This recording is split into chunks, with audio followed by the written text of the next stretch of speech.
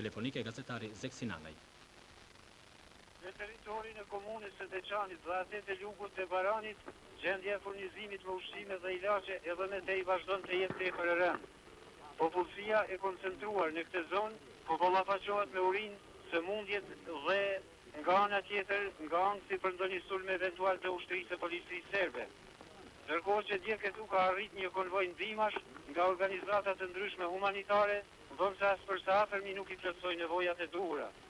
Nga ana tjetër, në një tubim të përbashkët, në përberje të zgjeruar, në të cilin ishin prezent punëtorë shoqëror politik e të tjerë, të Deçanit me 58 fshatrat e saj, të Lugut të Baranit, të i takon komunës së Pejes e Mexhel, në një komunikat të lëshuar për mjetet e informimit publik thuhet: nga Parlamenti i Republikës së Kosovës dhe të gjitha subjektet tjera politike, kërkohet që sa më parë të konsultohet qeveria dhe të gjitha institucionet tjera shtetërore.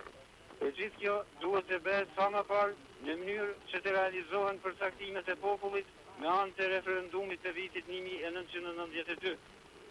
Kjo, aq më parë, është domosdoshme në këto momente kaq të rënda, kur besimi i popullit duhet të forcohet edhe më tepër për realizimin e synimeve tona për liri e pavarësi.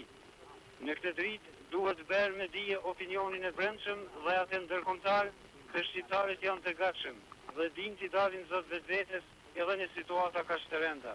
Pra, udhëheqja jonë shtetërore, së bashku me popullin që e ka për krah, me tërë potencialin e saj, e angazhohet për atë të jesh dhënë besimi.